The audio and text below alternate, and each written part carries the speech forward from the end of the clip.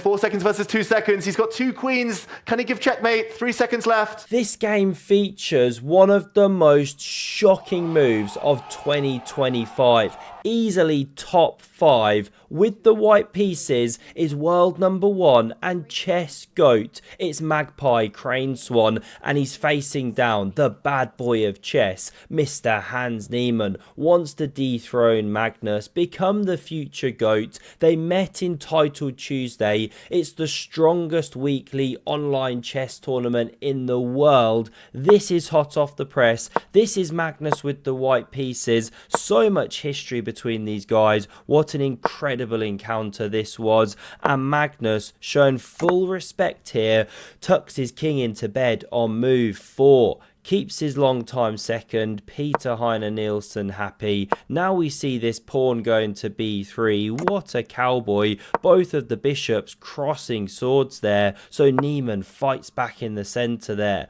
We see pawn e3, knight c6. Surely now you have to stake your claim in the centre. No siree. Magnus plays queen e2. He's breaking open in principles. Poor donkey over here. b6 from Hans. Now this one charges forward. Still this guy can't get in the game here. We see an exchange. Bishop recaptures, and this strong piece is challenged. You could support it with f4. Different game. Magnus drops back and Niemann erects the big black centre, or BBC for short. Of course you have to fight against that, and Magnus does it with the explosive c4, trying to rip open that diagonal, but Niemann's got it all sussed out. He plays the excellent bishop g4, done with a whoosh, and I dare you to step back. Then you can give an exchange. Beautiful lines, and start killing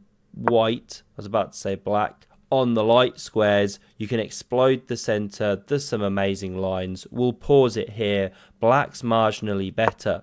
So Magnus goes f3.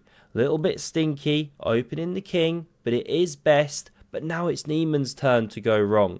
This is the tried and tested square. Logical. But he heads this way. What's the problem? You're getting a bit trapped in some lines. Magnus could take. He didn't do, but I've got to show this because he had the opportunity to win a clean piece. Because the knight's under fire, you have to somehow defend it. Say bishop e7 to cover with the queen now, but then f5, bishop's trapped. Game over. Big opportunity missed. Magnus goes d3, little bit timid, especially because it allows Hans Niemann to push forward, create the connect 4. What a lucky guy. He only goes and wins himself a game of chess with Joey in the Outback. He's the chess-playing kangaroo from Cairns. What a lucky guy. We now see Magnus play for the light squared complex here. Dark versus light. Real battle going on now. It's like Star Wars. The force is strong with these guys. Knight d2 played, and h6 gives some wiggle room. Magnus sets up the bathtub, and he's hinting at g4. You know, drive the bishop. Maybe some g5 action. So it drops off already, so as not to give the tempo. Now bishop h3 scythes down a new diagonal, dead as a dodo over here. Now rook a8 played, and it just gets better, because after knight h5 looks a bit stinky, but don't push the pawn. That square is huge. We now see one of the most beautiful sights in all of chess. It's a rook tangle on the board once more. The audience is in absolute disarray. We've had so many recently. And Magnus, being the one who completes it, he only goes and wins himself a signed copy of Hans Moke Niemann's brand new autobiography. There it is. Astonishing, says the Washington Post. Best thing we've ever read since Anish Giri's most famous book, say Women's Weekly magazine. Truly incredible read. Lucky Magnus. Now we see king h8 played and bishop c1. Trying to rejuvenate that absolute limp noodle on the wrong diagonal. a6 hints at b5. Magnus shuts down. Don't carry it on. You're helping white after all these mass exchanges. Gives the knight a square. So bishop h7 drops back. Bishop g4, little bit of tickle, everyone's having a giggle, knight runs right back. Does Magnus want to draw? Course he doesn't. He lifts the rook and Niemann gets a bit aggressive here, hinting at g5. We now see this one head to f2, maybe giving the knight a square here. Could you play g5 now? Play rather. Didn't really check it. Apparently this is bad. Let's stop it there. Bishop g4 is best, apparently. Okay. Game goes on. So actually it's not so hot. Niemann understands it. He plays the queen over. Now we see bishop g4. More tickle, but this time Magnus heads here. And you don't want to be taking that. Pawn recaptures. You give a monster outpost. So knight h5. I mean, this guy is getting through a heck of a lot of action. What a steed. Now we see takes on h7. King recaptures. Queen h3. Queen c8. Sir, you dare to head into a queenless endgame against Magnus Carlsen, but it works because Magnus plays one of the most shocking moves he's played this entire year. Queen f5 check. A huge blunder. I mean, Danny's absolutely incredulous. Either that or he's just let one rip. Never admit it was you. Always blame the guy next to you if it happens to you at a chess tournament. Why is it so bad? Well done if you can see the refutation. It simply takes. Pawn takes, knight crashes through, and you hit a rook. Say you save a rook, you drop a pawn. That's 2 pawns down. It's positional domination. There's nothing to be said. Game over. Or you give an exchange, right? But still, hopelessly lost. I mean, this right here was Niemann's ticket to crushing Magnus finally online. I'm not sure he's ever beat him in Titled Tuesday. Could be mistaken, but I'd have surely done some wacky, insane, clickbaity headline if that had happened, and I don't remember doing it. I like to keep my headlines mellow. You know, I'm that kind of guy. Now we see pawn g6 from Hans Niemann, and what a shocker. He's missed his opportunity. This is the Magnus effect in full flow. They believe him. He breathes a sigh of relief here, and now the king steps up and protects the pawn. Niemann's apoplectic with rage by this point as he pushes on with the f-pawn. Magnus rotates here, and the rook heads back into the game. King h3, rook f7, g4. Of course Andrea's spinning the beats. It's so exciting. We even get a knight fianchetto. Who does that? Magnus takes, and of course after knight g3 Niemann doesn't take on g4. Give this outpost to the knight. Positional suicide. He instead brings the second rook to the f-file. King g2, bishop c7, bishop d2, and I've got to say, you have to admire Hans Niemann's fighting spirit, because he could just shuffle around with this bishop, right?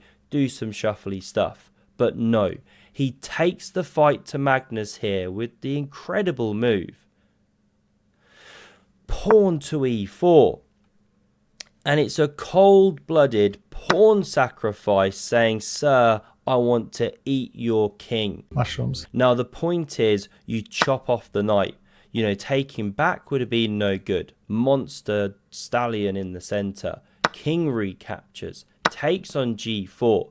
There is a line where you slide past here. Very nice. Wonderful pawns. And h5 not actually so great. You give a huge square here for the bishop once f5 comes. But not played. Magnus takes with the king. This rook comes to x-ray. King stepping off. Knight h5. And this is really the point. There's a big grip on the dark squares. Despite being a pawn down, initiative for Niemann. It's a fascinating game. Rook g2 steps away from that fork that was incoming. Sometimes you do have to take a time out, get out the forking way. Niemann shows great understanding to keep the rooks on the board. This one heads back. Rook g8, king h2, rook e8 played, rook e1. And now you could keep shuffling once more, but another ambitious move. Knight f6, and Niemann spotted a little trick. You know, say you wait around with the bishop, bang, check, takes, lose a rook. This sort of thing, right? And obviously you win in the exchange if you don't take. So Magnus spots it. King g2. Not the best, but let's ignore that. We've got to get to 90 moves here. Long game, fascinating game. Now we see rook f7. Pawn now defended. Magnus is shuffling around. The rook's double. He covers the pawn. Rook e8 now on the board. I mean, it almost looks like a game of computer chess here. Tons of rook shuffling going on. Not that I'm saying that either player has anything in their derriere. When I say computer chess, computers love to shuffle the rooks. Rook g1 from Magnus, and now a huge mistake from Hans Niemann. Lets Magnus really start taking over this game. By the way, should have mentioned this sooner. Do check out the massive chestnut sale right now. Love those boards. Use code EPIC. It's in the description. Get 20% off store wide, or 30% off if you get a chestnut Evo using code EPIC extra. Full details in the description. I've got 2 of the boards myself. Love them. Had them for a couple years now. Such high quality, well made boards. Let's carry on with the chess here. Get that Black Friday sale. Niemann now goes rook f6, and it's terrible. Why? Because you've taken away the retreat square from the knight, and you've also taken the pressure off e4 with the double rook stack. So Magnus can now play the killer move. f4. And you're not crashing through here. And you can't go knight f6, which you really want to play in many of the lines. And as such, the pawns are now marching. The bishop's had its scope increased. The rook's headed to g6. Niemann tries to fight with the knight. Magnus covering the pawn. Knight back to d7. Of course, they're astute to each other's plans. You cannot let that knight live there. Support the push of the d-pawn. So this is how the game went. Magnus invades with the rook, and it's just collapsing on the king side. Niemann fights like this. You could take 100%, but Magnus goes for the cemento on the rook. Takes was played, supporting now 3 pawns in a row. Here they come like space invaders. Magnus hits that sensitive pawn and check. Now you don't have to take the knight, but it's by far and away the best move. Eliminate the strong piece, eliminate the counterplay, go to the rook end game. Magnus now brings the king around. Here it comes. There goes the d-pawn for the counterplay. Magnus dropping off. This prepares the push, but the king steps in. d2 firmly covered. Yes, Niemann gets active with the king and rook now, but Magnus has an ace in the hole here. What does he do? He pushes on with his G-star pawn. It's headed to the queening square, and if you do take with check, well, you can sidestep like this. Check, sure, but sidestep once more, and now how do you get over to stop the pawn? You don't. You simply lose. So we didn't see takes with check. We saw the rook meekly step back. Magnus gobbled here, and the rook's overloaded. Has to stay with the pawn. Magnus swoops in and covers it on the 7th. The writing's on the wall. There's a beautiful line here. Just want to quickly show. Not played. This leads to mate in 2 now, because this is forcing through. You know, takes, mate.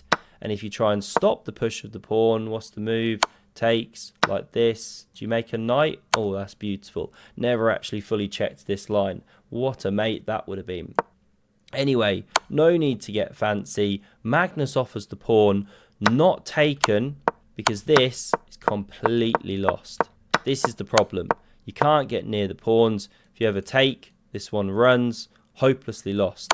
So we saw this, but same theme, right? Doesn't matter. Different way to skin the cat. This is how we go here. Sorry, Alan, no offense. Can't take, or this pawn runs. This was played. Now, why is Niemann playing this on? Well, of course, we know historically Magnus is a bit shaky in endgames, hasn't always been so hot on the double queen checkmate, so fair enough, playing it out here. But in all seriousness, they're low on the clock, but in the words of the Borg, resistance is futile. What else is there to say at this point? Chess spoke for itself. Magnus Carlsen puts the smackdown once more, but it was a tense, nervy game watching it live. And in case you missed the other encounter they had about 2 weeks ago, just as fascinating, have a look at the video on screen. Thanks very much for watching and see you soon. Cheers.